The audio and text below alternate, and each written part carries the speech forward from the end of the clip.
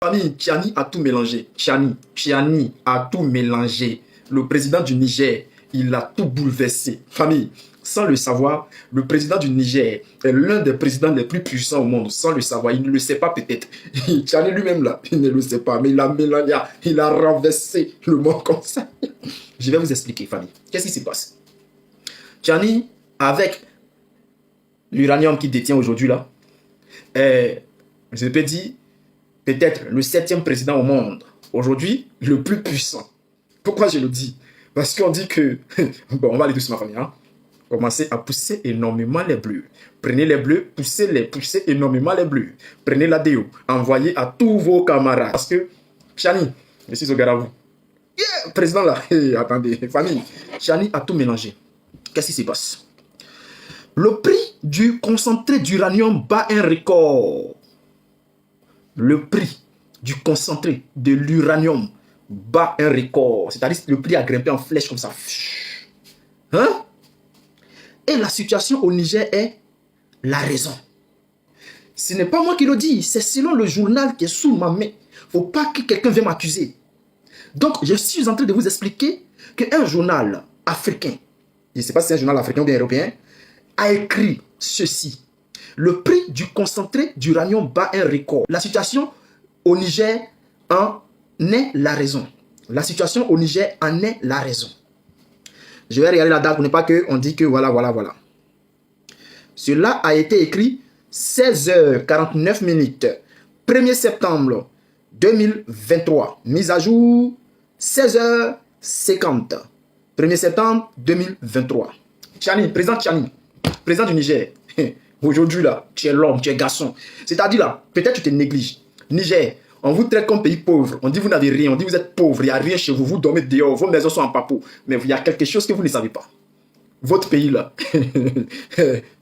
Peut-être même, quand je vais prendre aujourd'hui, hein, bon, dans la situation que nous trouvons, là, vous êtes peut-être le 3e pays le plus puissant au monde aujourd'hui. Peut-être vous ne le savez pas. On va enlever Russie, États-Unis. Et puis vous venez parce que c'est dans la situation actuelle qu'on se trouve. Donc on parle de cette situation-là qui détient en ce moment les clés du monde. Niger. Vous ne le savez pas, les Nigériens. Je vous dis, prenez cette vidéo-là, envoyez partout. Parce qu'on va rentrer dans les bois, on va sortir dans les cailloux, dans les rochers, on va sortir de la mer. Pour vous expliquer ce qui se passe. Vous êtes la 3e puissance aujourd'hui, là. Selon ce qui se passe aujourd'hui, là. Hein? Si on doit vous placer à quelque part, là. 3e puissance du monde. Donc, Tchani, il faut que tu sois un garçon. Les gens veulent te faire la guerre, mais tu ne sais pas pourquoi, peut-être. Mais il faut que tu le saches. Tu es l'un des pays les plus puissants. Monsieur Tchani. Ok, on va aller en profondeur. Qu'est-ce qui se passe? Non seulement les inquiétudes concernant l'approvisionnement en gaz ont monté d'un cran à la suite de la prise du pouvoir par les militaires au Niger. Famille, est-ce que vous attendez ce que j'ai dit là? Bon, attendez, allez-y chercher cotonnet, vous allez nettoyer vos oreilles, vous allez vous asseoir, prenez vos tabourets, asseyez-vous, écoutez un peu. Non seulement les inquiétudes concernant l'approvisionnement en gaz sont montées d'un cran à la suite de la prise du pouvoir par les militaires au Niger, mais la situation a également entraîné une hausse des prix de l'uranium. La situation a également entraîné une hausse des prix de l'uranium. Constate le Financial Times. Le Niger est l'un des pays aujourd'hui qui détient la clé du monde. Est-ce que le Nigérien est conscient de cela? Vous avez été traité de l'un des pays les plus pauvres pendant des décennies. Aujourd'hui, là, vous découvrez aujourd'hui votre importance. Vous découvrez aujourd'hui votre importance. La guerre qui est arrivée en Ukraine, là, tous les Européens sont mis derrière l'Ukraine. Et aujourd'hui, la situation est difficile dans les pays. Et quand on parle, ils disent que non, c'est à cause de la guerre en Ukraine. Vous voyez un peu. Mais aujourd'hui, là, chez vous, il n'y a pas de guerre. C'est-à-dire, vous avez seulement pris le pouvoir. Cela a bouleversé le monde. Donc, chers frères, si vous saviez qui vous étiez, chers frères nigériens, c'est parti. Le prix du concentré d'uranium en août atteint un record en 16 mois de 58,8 $ la livre. Je reprends. Apprenez vos tabourets. Pendant ce temps, prenez la vidéo, envoyez dans tous les groupes, poussez énormément les bleus. Le prix du concentré d'uranium en août atteint un record en 16 mois de 58,8 $ la livre. entre parenthèses, 0,45 kg. 0,45 kg. C'est-à-dire, ça fait 58 $. C'est cher, hein? En raison du coup d'État survenu au Niger, fin juillet, ce pays étant l'un des principaux fournisseurs d'uranium, les préoccupations sont également liées à la stabilité de l'approvisionnement en gaz naturel. Note le Financial Times, FT, en citant les données de la société d'analyse Uranium Exchange Company. Chers frères, le Niger est aujourd'hui l'un des pays les plus importants. Parce que quelqu'un a pris le pouvoir. J'ai l'impression que les travaux ont arrêté. Donc, le prix de l'uranium a augmenté. Tout a augmenté. C'est-à-dire, il y a un problème, il y a un gros blocage. Parce que les gens ne savent pas ce qui va se passer. Les gens ne savent pas si Tchiani va décider de travailler peut-être avec la Russie ou va décider de continuer à travailler avec l'Europe. Mais qu'est-ce qui se passe, famille? Voici que dans cette situation, Emmanuel Macron est lâché par tous. Les gens sont en train de l'abandonner. Écoutez sa famille. Après le coup d'État au Niger, la France isolée diplomatiquement au sein de l'Union européenne. Famille, Tchiani là, ces garçons.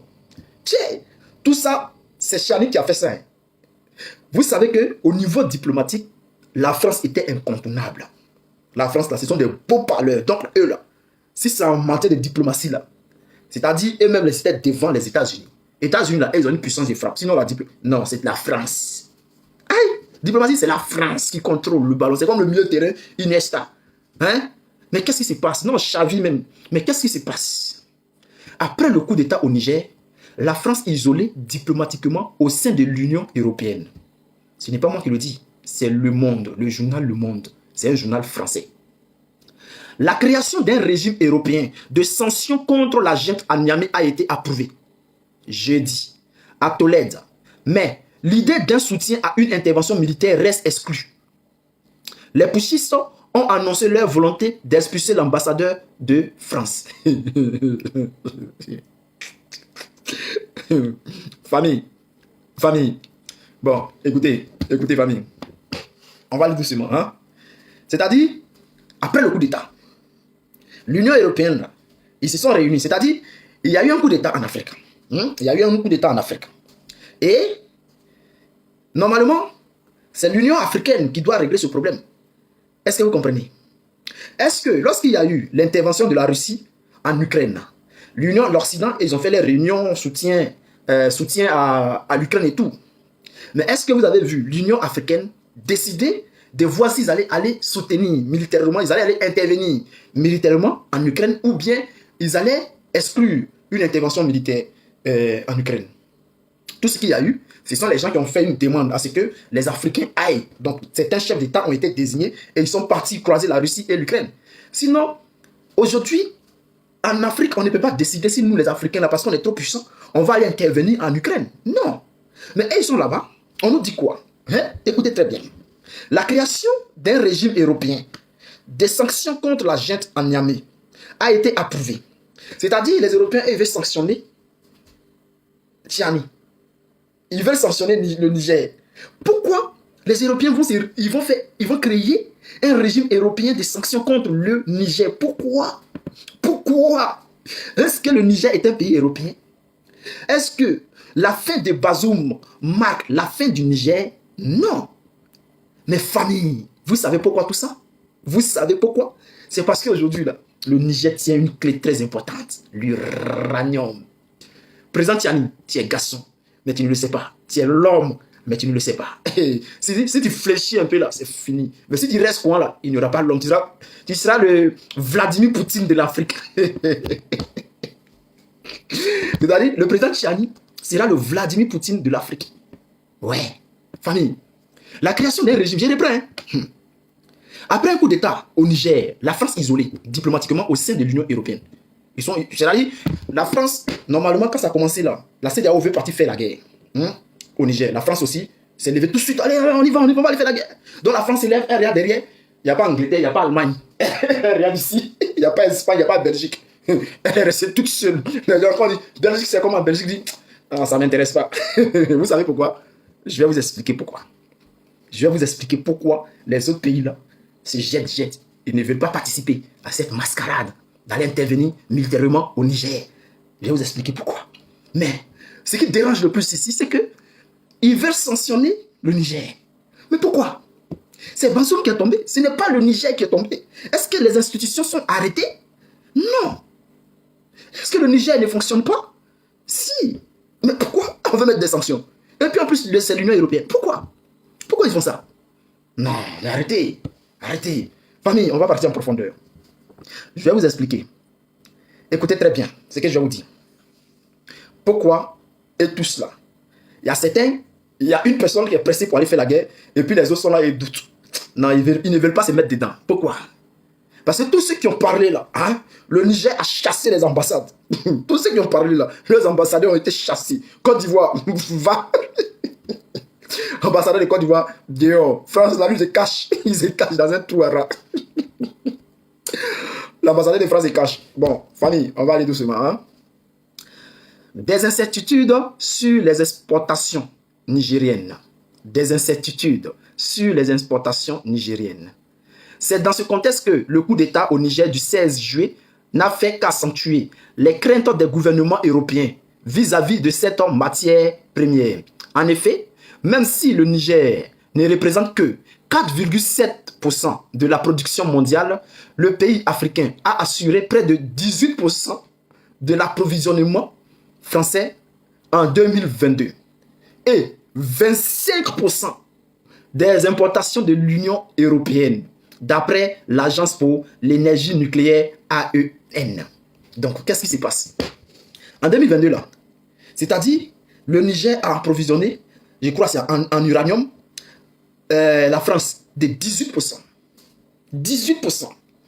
Et l'Union européenne, ouais, c'est ça, l'Union européenne, de 25%. 25%. Vous imaginez? C'est énorme. Et vous prêtez, asseyez-vous bien, hein. Les 25%, de la manière que les 18%, les 25%, là, si on veut associer, je crois que ça fait un truc de 43% que le Niger transfère en Europe. Je comprends bien, si je ne me trompe pas dans mes calculs. Mais, sachez que, de la manière que l'uranium au Niger est payé là, on sait tous, hein, on sait tous combien pour cent le Niger touche. Je crois que c'est à peine 15%. Donc, Chani est venu, Chani peut décider de passer à 50%. C'est-à-dire de 15%, aujourd'hui, Chani peut passer à 50%. Tu viens prendre mon uranium, d'accord, il n'y a pas de souci, mais il y a 50%, tu as 50%. Et puis, c'est toi qui finances les recherches, la production. C'est toi qui finances, j'ai 50%, tu as 50%. Si tu veux. Non, et puis si Chani est trop fâché, il va dire, bon, j'ai 70%, tu as 50%. Pardon, j'ai 70%, tu as 30%. Et je finance 15%, ou bien je finance 10%. Hein? Dans le financement, dans la production, je finance 10%, tu finances 40%, et ce qu'on gagne là, moi, il y a 70%. Donc, c'est un peu la folie, quoi. Mais bon, Chani peut venir changer les trucs. Hein? Chani, là, il peut tout changer. Et puis, le Niger va devenir super, super, super riche. Super, super riche. Chani a la possibilité de tout changer. Famille. Écoutez. Famille, en outre, dans une publication du cabinet de conseil en stratégie de marché ICIS, l'analyste politique Ricardo Penissi a souligné que le nouveau régime putschiste pourrait potentiellement augmenter la taxation sur les exportations qui s'élèvent actuellement à environ 15%. Donc, c'est même pas 15%, c'est environ 15%. Vous voyez, c'est ce qu'il disait tout à l'heure. Je vais lire, je vais relire et vous allez attendre. En outre, dans une publication du cabinet de conseil en stratégie de marché ICIS, l'analyste politique Ricardo Penissi a souligné que le nouveau régime putschiste pourrait potentiellement augmenter la taxation sur les exportations qui s'élèvent actuellement à environ 15%. C'est-à-dire qu'il est arrivé là. Chani est arrivé là. Hein? La taxation sur l'exportation est de 15%. Chani pourrait décider que ce soit 50%. Si tu veux, tu prends. Si tu ne veux pas, tu ne prends pas. Je m'en bats. Chani, c'est l'homme. Chani, c'est garçon. Chani, c'est un garçon. Chani a tout mélangé, il a tout bouleversé. Vous voyez, au Niger, là, ils sont habitués à ne pas avoir de l'électricité. Ils sont habitués à ne pas avoir le courant. C'est l'uranium qui produit du courant, hein, mais chez eux, il n'y a pas de courant. Hein, mais ils grattent courant avec le Nigeria. Donc, comment quelqu'un qui produit l'uranium pour produire de l'électricité, c'est-à-dire lui-même n'a pas. Mais c'est bizarre. C'est là moi je vois que la France a failli dans son travail. Parce qu'il faut, regarde, il faut mettre les gens dans le beurre. Grâce à eux, vous mangez. Donc il faut les mettre dans le beurre pour qu'ils puissent oublier les soucis. Là, comme ça, ils ne vont pas penser à ça. Mais vous les avez mis dans la faim, ils sont dans la faim. Juste là, c'est-à-dire, ils viennent gratter dans un peu, j'ai mangé. C'est pas bien. Donc aujourd'hui, Chiani, celui qui mangeait un peu à côté d'ailleurs, il dit non, les gars, moi je mange un peu là, ça ne me suffit pas. Moi, et tout, moi, et puis ça va nulle part, c'est mon pays. Et puis, les gars, vous, tout ça, ceux qui veulent manger l'avenir, moi, le peuple aussi a crié, le peuple avec lui. Donc là, qui est pénal? C'est vous. La politique est mauvaise. Mais vous n'arrivez pas à comprendre. Si ces familles continuent à pousser les bleus, pousser les bleus, pousser les bleus,